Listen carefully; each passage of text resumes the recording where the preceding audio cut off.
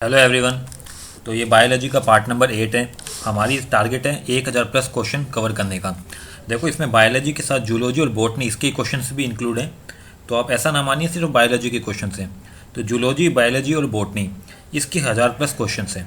उसके बाद फिजिक्स और केमिस्ट्री के भी 1000 प्लस MCQ का मैं सीरीज जल्दी शुरू करूँगा जैसे ये 1000 क्वेश्चन कंप्लीट होते हैं। और बात करते हैं PDF की, तो PDF आप हमारे टेलीग्राम ग्रुप से ले सकते हैं जिसका लिंक मैंने डिस्क्रिप्शन में दिया है। और दूसरी बात, जो भी लैंग्वेज है क्वेश्चंस की वो हिंदी और इंग्लिश दोनों में लिखी हुई है, बट मैं मेरे अकॉर्डिंग जो भी मुझे कंफर्ट लगेगा मैं उसके अकॉर्डिंग एक लैंग्वेज में पढ़ूंगा।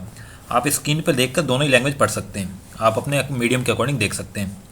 और तीसरी बात ये है कि जो वीडियो है वो लगभग 8 से 9 मिनट का रहता है, और 8 से 9 मिनट के अंदर हमें 25 क्वेश्चन कवर करने होते हैं। ऐसे नहीं है 25 क्वेश्चन कवर करने के लिए मैं आपका 1 घंटा वेस्ट करूँगा, जैसे अदर आपने चैनल पर देखा होगा। आपसे बात करते हैं, आपसे टाइम पास करते हैं आपके साथ, तो वो होता है you can say share wastage of time. तो ऐसा नहीं है, हम केवल 8 से 9 मिनट के अंदर 25 क्वेश्चन कवर करेंगे। और मैं मान के चलता हूँ कि आप सारी की सारी थ्योरी पढ़ कर आए हैं, उसके बाद ही MCQ सॉल्व कर रहे हैं। ठीक है, हो गया बस इतना ही। अब शुरू करते हैं पहले क्वेश्चन के साथ। ठीक है, इसकी PDF आप ले लेना। ये 8वां नंबर पार्ट है, 7 तक की जो PDF है वो अपलोड हो चुकी है। तो शुरू करते हैं। इन bacteria name the colour of light which is responsible for photosynthesis. तो जो फोटोसिंथेसिस है उसमें उसके लिए कौन से कलर की लाइट जो रिस्पॉन्सिबल होती है, तो ये आपको बताना है। इसका राइट आंसर होगा रेड कलर। तो ये मान के चलिए रेड कलर है, इसमें फोटोसिंथेसिस अच्छा होता है। Next, quantasomes are found in. जो क्वांटासोम्स होते हैं ये पाए जाते हैं कहाँ पर पाए जाते हैं? ये पाए जाते हैं क्लोरोप्लास्ट की थाइक्लोइड मेम्ब्रेन्स में। तो क्लोरोप्लास्ट की झिल्ली इसका आंसर हो जाएगा B option. Next, name the metal present in chlorophyll. देखो इजी क्वेश्चन है, एग्जाम में आने की चांस कम है, बट अगर आपका कलर लेवल का एग्जाम है तो ये क्वेश्चन आ सकते हैं। तो सिंपल सा क्वेश्चन है, मैग्नीशियम होती है, सबको पता होना चाहिए। क्वेश्चन तो लगभग 10 या 12 बार एग्जाम में आ चुके हैं, इसलिए मैं कह रहा हूँ इसकी चांस कम है, बट ऐसा हो सकता है क्वेश्चन रिपीट हो सकता है। Name the structural unit of photosynthesis. प्रकाश संश्लेषण की संरचनात्मक इकाई का क्या नाम है? इंपॉर्टेंट क्वेश्चन है। तो ये होता है थैलाकॉइड। थाइलाकॉइड भी बोलते हैं और इसको हिंदी में भी थाइलाकॉइड बोलते हैं। अब देखो एक बात और बता देता हूँ, ऐसा पॉसिबल नहीं होगा कि मैं सबकी सब हिंदी कर पाऊँ। तो जो वर्ड इंग्लिश और हिंदी दोनों में सेम रहते हैं मैं उसको वैसे ही के वैसे ही लिख देता हूँ। आपसे उम्मीद की जाती है अगर आप 12वीं पास हैं तो कम से कम इतनी इंग्लिश तो पढ़ ही पाएंगे। Which of the following statements are true regarding photo systems. तो फोटो सिस्टम्स के रिगार्डिंग आपको बताना है कौन सा स्टेटमेंट इसमें ट्रू है। चारों आप पढ़ लो। Photosystems are arrangements of chlorophyll and other pigments packed into thylakoids. Many prokaryotes have only one photosystem sorry. तो बताना कौन सा इसमें करेक्ट है। तो दोनों ही इसमें सही है, बहुत A और B इसका करेक्ट ऑप्शन हो जाएगा। What is the first step in photosynthesis.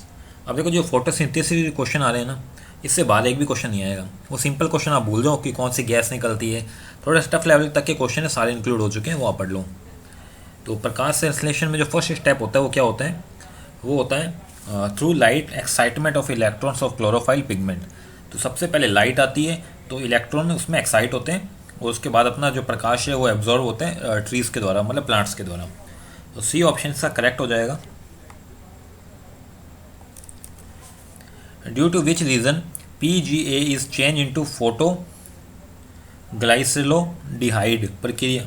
ठीक है, इन फोटोसिंथेसिस प्रोसेस। तो आपको बताना है कैसे चेंज होते हैं, इस प्रक्रिया को क्या बोलते हैं। अब मैं आपको बताता हूँ, ये जो PGA है आपको इसकी फुल फॉर्म बतानी है मुझे कमेंट में। ठीक है, तो ये प्रोसेस होता है रिडक्शन, इसको बोलते हैं रिडक्शन का प्रोसेस। इसको देखो हिंदी में अपचयन बोलते हैं, आप ध्यान रखना है अपचयन, मैं मेंशन करना भूल गया हूँ, इसको अपचयन बोलते हैं। What will the ratio of, देखो जब श्वसन की दर प्रकाश संश्लेषण से कम होती है तो दिन के उजालों घंटों में उत्पादित ऑक्सीजन का अनुपात क्या होगा?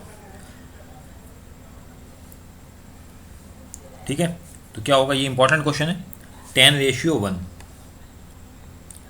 मतलब आपको पता ही है जो सनलाइट होती है उसमें फोटोसिंथेसिस अच्छे से होते हैं, तो ये वही रेशियो पूछे, ये आपको रट्टा मार के रखना question. In photosynthesis process how many molecules of NADPH and ATP are required to reduce 6 molecules of carbon dioxide to glucose?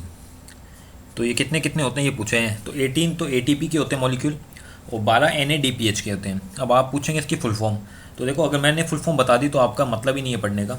तो मैं चाहता हूँ आप फुल फॉर्म इसकी खुद कमेंट करें। अगर नहीं पता है आपको तब जाके आप कमेंट करें, आपको डेफिनेटली बताऊँगा। ऐसा नहीं मुझे नहीं पता, मुझे तो सब पता है। मैं चाहता हूँ आप इसके ऊपर मेहनत करें। अगर आपने गूगल में सर्च भी करोगे ना तो भी आपको इसकी जो फुल फॉर्म है वो याद हो जाएगी। ठीक है, ऐसा नहीं आपको हर चीज़ पका पकाए मिलेगी, आपको खुद भी मेहनत करनी पड़ेगी। Next, mention the internal factors that influence photosynthesis. तो कौन कौन से फैक्टर हैं जो फोटोसिंथेसिस है, जो प्रकाश संश्लेषण है उसको प्रभावित करते हैं। तो size, position, structure stomata, maintenance of rigidity of leaf cells, relative proportions and distribution of chloroplast in the mesophyll. तो ये सारे के सारे फैक्टर इसमें वर्क करते हैं, तो इसका all of the above correct हो जाएगा। Name the external factor that affect photosynthesis process. Easy question है, ये तो काफ़ी इजी क्वेश्चन है, सिंपल है, ऑल ऑफ द अबव, बताने की जरूरत ही नहीं है इसको। Which of the following statements are correct related to dark reaction. तो कौन सा स्टेटमेंट करेक्ट है। देखो ये आपको 3 स्टेटमेंट दिए, आप पढ़ो उनको आराम से, आपके सामने स्क्रीन पे दिया हुआ है। ठीक है, the process involves fixation and reduction of carbon dioxide in stomata in stroma of the chloroplast. Light is necessary for the reaction. It is also known as Kelvin cycle. तो सारे के सारे पॉइंट इंपॉर्टेंट है। इसका correct option होगा 1 and 3। C option इसका correct होगा, देख लो एक बार फिर से। पहला ऑप्शन और थर्ड ऑप्शन तीनों ही सही है, दोनों सही है, मतलब सेकंड ऑप्शन इसका गलत हो जाएगा। तो थर्ड ऑप्शन इसका करेक्ट है। Next question, what do you understand by NADP। इसकी फुल फॉर्म भी आपको बतानी है मुझे कमेंट में, मैं नहीं बताने वाला। तो ये होता है ए पार्ट ऑफ sRNA। तो sRNA क्या होता है, S की फुल फॉर्म बताइए। RNA तो आपको पता है, ठीक है, S क्या होता है ये बताइए। देखो आप ऐसा मान के चलिए आपका रिवीजन है, मैं आपसे उम्मीद करता हूँ आप बायोलॉजी पूरी पढ़ चुके हैं, उसके बाद ही MCQ कर रहे हैं।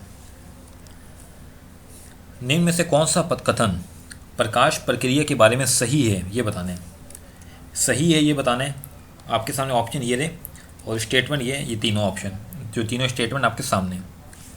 तो मैं आपको इसका करेक्ट आंसर बताता हूँ। इसका करेक्ट आंसर है तीनों ही सही है, डी ऑप्शन। अब देख लो स्टेटमेंट पढ़ लो फटाफट, जो भी है आपके सामने स्क्रीन पर, आप पढ़ लो, मुझे पढ़ने की जरूरत ही नहीं है। तो हो जाएंगे तीनों। नेक्स्ट, फोटोसिंथेसिस है, ये क्या है।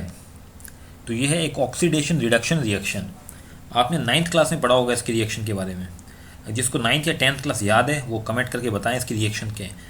अगर नहीं पता तो भी कमेंट करें, मैं बता सकता हूँ। चलते हैं नेक्स्ट क्वेश्चन में।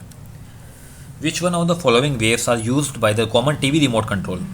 टीवी रिमोट कंट्रोल यूज़ करते हैं, तो उसमें अगर आप चैनल पलटते हैं तो क्या कौन सी यूज़ होती है, रेडिएशन कौन सी निकलती है, वो होती है इंफ्रारेड रेडिएशंस। देखो इसके जो इंजीनियरिंग के स्टूडेंट हैं और जो BSc के स्टूडेंट हैं उन्होंने इसके ऊपर प्रैक्टिकल भी किया होगा। ठीक है, given below are the psychological manifestations of noise pollution. ठीक है, तो देखो जो ध्वनि प्रदूषण होता है उससे जो अपना कह सकते हो साइकोलॉजिकल अपने क्या प्रभाव पड़ता है ये पूछा है। तो ये प्रभाव पड़ता है, आपकी रक्त वाहिकाएँ होती है जम सकती है, दिल की धड़कन तेज हो सकती है, पाचन संबंधी ऐंठन हो सकती है, आँख की पुतली है वो फूल सकती है। तो चारों ही ऑप्शन इसके करेक्ट है, डी ऑप्शन। देखो इसलिए ध्वनि प्रदूषण है बहुत ज़्यादा हानिकारक होता है। Next, which gas is safe and effective extinguisher for all confined fires. कहने का मतलब, ठीक है, जो आपने देखा होगा जो आग बुझाने का यंत्र होता है उसमें कौन सी गैस भरी जाती है, उसमें बताएं कार्बन डाइऑक्साइड। देखो ऑक्सीजन है आग लगाने के काम आती है, कार्बन डाइऑक्साइड आग बुझाने के काम आती है। Next, which one of the following statement is incorrect about laser. देखो क्वेश्चन है फिजिक्स का, तो इसका राइट आंसर मैं बता देता हूँ। ए ऑप्शन इसका करेक्ट होगा, बट फिजिक्स का है इसलिए मैं स्किप करता हूँ इसका। आंसर इसका ए होगा। ठीक है, विच one of the following elements the drum of A photostat machine is made up of. ये भी फिजिक्स का क्वेश्चन आ गया गलती से, तो ये बता देता हूँ। फोटोस्टेट मशीन है, उसका ड्रम बना होता है सिलेनियम का। पढ़ लो, लेकिन आपके तो काम ही आना है, जो किसी का ही हो। अगर हम कहें कि किसी बच्चे का IQ वो 100 है, इसका क्या मतलब है। IQ 100 मतलब बहुत बड़ी बात है, मल्टी टैलेंटेड है। The mental as of the child is equal two is actual as. मतलब बच्चे का जो दिमाग है ना उसकी एज के अकॉर्डिंग डेवलप हो रहा है, ज़बरदस्त। Next, which bacteria is responsible for the formation of curd. Curd मतलब क्या है, दही बनाने के लिए कौन सा बैक्टीरिया यूज़ होता है। देखो सबको पता होता है लैक्टो नाम से, पर एग्जाम में अगर ये ऊपर के तीनों ऑप्शन आ गए ना तो मामला ख़त्म है, कोई नहीं कर पाएगा। तो ध्यान रखो इसका एग्जैक्ट नाम लैक्टोबैसिलस और एसिडोफिलस, ये पूरा नाम है इसका, बी ऑप्शन। ठीक है, आपको ये याद रहता है लैक्टिक नाम से, ऐसा नहीं है ऑप्शन ये तीनों आ गए ना तो ये कहानी खत्म ही हो जाएगी, आपका गलत हो जाएगा। Which one of the following bacteria present in the soil produces a peculiar smell if it rains and parched soil. देखो मिट्टी, जब बारिश आती है तो मिट्टी से खुशबू निकलती है, ठीक है, वो कौन से बैक्टीरिया की वजह से होती है ये बताना है, सिंपल सा क्वेश्चन है, ये ध्यान रखना आपको, स्ट्रेप्टोमाइसिटिस, ये option. Next, in poorly ventilated buildings which one of the following inert gas can be ऑक्यूमुलेटेड।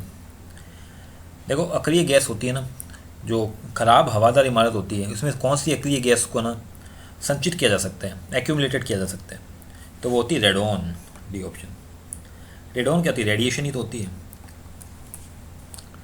Honey is sweeter than cane sugar on corn syrup, which one of the following carbon sugar responsible for this. तो ये simple है question वैसे तो, लेवुलोज, B option. देखो ये मैं आपको definitely बता सकता हूँ, ये क्वेश्चन सबके लिए नया है। आपको सुक्रोज फ्रक्टोज ये तो पता होगी, बट ये नहीं पता लेवुलोज कौन सी होती है। ये भी एक शर्करा होती है, ये भी एक शुगर होती है, क्योंकि हनी है ना, शहद में पूछ जा सकती है कि जो शहद के लिए जिम्मेदार शुगर का नाम बताइए। तो ये क्वेश्चन आपके लिए नया है, इंपॉर्टेंट क्वेश्चन है, तो ये आपको ध्यान रखना है। ठीक है, ये था पार्ट नंबर 8। अगर आपकी कोई भी क्वेरी है तो आप कमेंट में बता सकते हैं। अगर वीडियो आपको पसंद है तो लाइक ज़रूर कीजिए। पीडीएफ आप टेलीग्राम ग्रुप से ले सकते हैं। इसके बावजूद अगर आपको नहीं मिल पा रही है, दिस इज़ योर रिस्पॉन्सिबिलिटी। मैंने आपको लिंक दे दी है, बता भी चुका हूँ, टेलीग्राम से मिल ले सकते हैं आप। और ऐसा नहीं है टाइम पास नहीं हो रहा है, केवल पढ़ाई की बात हो रही है, तो आप ज्वाइन कर सकते हैं हमारे चैनल को। ठीक है, बस आज के लिए इतना ही। Thank you for watching.